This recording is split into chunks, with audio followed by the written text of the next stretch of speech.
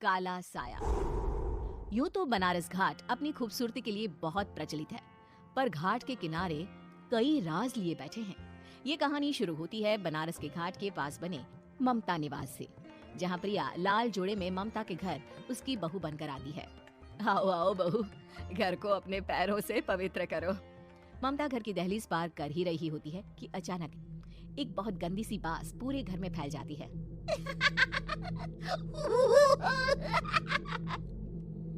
ये बदबू और ये आवाजें, ये कौन हंस रहा है माँ? अब ये पड़ोसी ना हमारे थोड़े अलग से है। कहाँ हम शाकाहारी और ये मांस मच्छी खाने वाले। छोड़, तू ध्यान मत दे और गृह प्रवेश कर। और हाँ बहू, अपनी सास की एक बात हमेशा याद रखना, इन पड़ोसियों से तो कभी बात नहीं करेगी। अच्छे लोग नहीं है ये। अपनी सास की ये बात मानेगी ना बेटा? हाँ माँ, जो आपकी मर्जी, मैं उनसे बात नहीं करूंगी। अगले दिन प्रिया अपनी पहली रसोई बनाने रसोई घर में जाती है। ये छोटी बात तो नाक में जा रही है। एक काम करती हूँ, खिड़की खोल देती हूँ। प्रिया खिड़की खोलने जाती है। इतने जाले, लगता है इस खिड़की को कभी खोला ही नहीं गया। पर ऐसा क्यों? ओह, नॉनवेज की स्मेल आती होगी ना। 2 मिनट के लिए खोल लेती हूँ, फिर बंद कर दूंगी। प्रिया खिड़की खोलती है। खिड़की खोलते ही उसकी नजर सामने वाले घर की खिड़की पर पड़ती है, जहाँ एक लड़की खड़ी होती है। हाथों में मेहंदी, लाल रंग की साड़ी, बिल्कुल सजी धजी, मानो प्रिया की तरह ही वो भी नई नवेली बहू हो। वो प्रिया को देखकर मुस्कुराती है। हे भगवान, माँ ने तो इनसे बात करने को मना किया था। प्रिया फौरन ही खिड़की बंद कर देती है और तवे पर चढ़े रोटी की ओर देखने लगती है, पर वहाँ रोटी न होकर मछली पड़ी होती है। ये क्या? पहली ही रसोई में इतनी बड़ी गलती। हे भगवान, अब मैं क्या करूं? प्रिया बहुत डर जाती है और फौरन रसोई की सफाई करने और फिर सभी के लिए खाना बनाने लग जाती है। जब वो सबको खाना परोसती है, सब तो ठीक है, मैं बेकार में चिंता कर रही थी। हे भगवान, ऐसे ही बस अपनी कृपा बनाए रखना। रात के वक्त जब सब सो रहे होते हैं, तब प्रिया को पायल की आवाज सुनाई देती है, जिससे उसकी आंख खुल जाती है। ये पायल की आवाज कहाँ से आ रही है? प्रिया उठकर उस आवाज के पीछे छत की सीढ़ियों तक जाती है। तभी उसे बच्चे के रोने की आवाज आती है। प्रिया छत पर जाती है तो क्या देखती है? वही लाल साड़ी वाली लड़की अपनी गोद में एक नवजात बच्चे को घुमा घुमा कर सुला रही है। तभी प्रिया की नजर उसके पेट पर पड़ती है। ओह गॉड, ये तो प्रेग्नेंट भी है। सुनिए, बच्चा सो नहीं रहा है क्या? मैं कुछ मदद करूं? नहीं नहीं, आपके घर वालों को अच्छा नहीं लगेगा, मैं संभाल लूंगी। स्नेहा की गोद से बच्चा हाथ मारकर प्रिया की गोद में आने को छटपटाने लगता है। दोनों घर अगल बगल में बने होने के कारण प्रिया उस बच्चे को गोद में ले लेती है। प्रिया के पास आते ही वो सो जाता है। बच्चे का वो स्पर्श रात भर प्रिया भूल नहीं पाती और अगली सुबह वो छत पर कपड़े सुखा रही होती है। तभी उसे एक औरत इशारा करके बुलाती है। स्नेहा कह रही थी बाबू तुम्हारी गोद में आते ही सो गया। मैं गौरी, स्नेहा की माँ हूँ। बहू, घर आना, बाबू को खिला भी लेना। शाम को जब घर पर कोई नहीं रहता, बच्चे से मिलने के लिए प्रिया छिपकर अपनी पड़ोसन के घर चली जाती है और कुछ देर बच्चे को खिलाकर वापस लौट आती है। इसके कुछ दिन बाद ही प्रिया को पता चलता है कि वो माँ बनने वाली है। ममता की खुशी का ठिकाना नहीं रहता।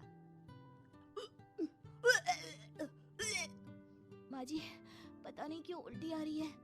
प्रिया भागती हुई वॉशरूम में जाती है तो हरे और लाल रंग की उल्टी करती है। उस उल्टी में से कीड़े निकलते हैं। ये क्या? खून और ये कीड़े! माँ! माँ! प्रिया की आवाज सुनकर ममता दौड़ कर आती है, पर बेसिन में कुछ नहीं होता। प्रिया हक्की बक्की रह जाती है।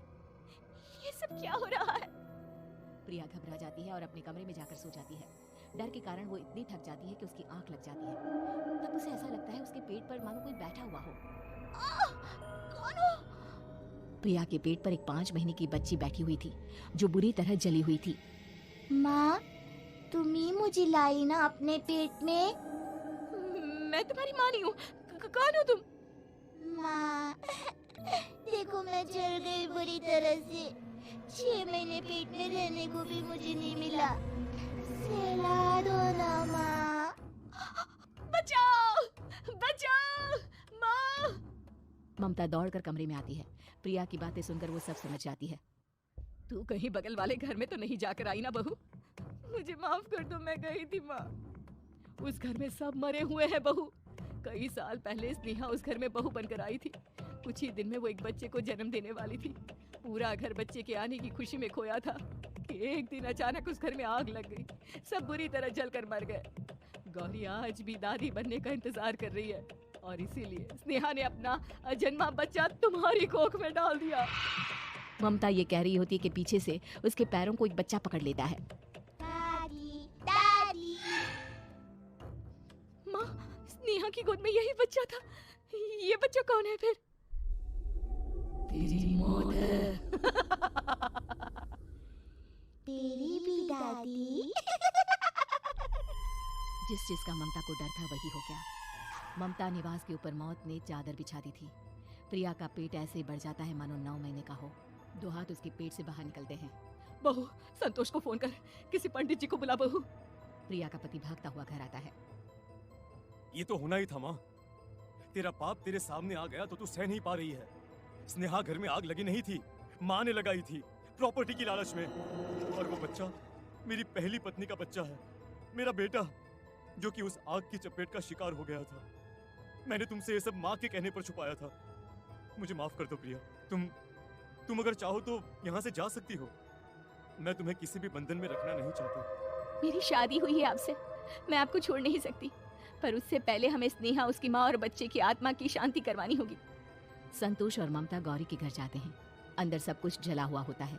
जमीन पर जली हुई लाशें बिखरी हुई थी। ममता रो रो कर अपने करने की माफी गौरी से मांगती है। प्रिया स्नेहा के घर वालों का अंतिम संस्कार करवा देती है और ममता निवास फिर से आत्माओं के साए से मुक्त हो जाता है।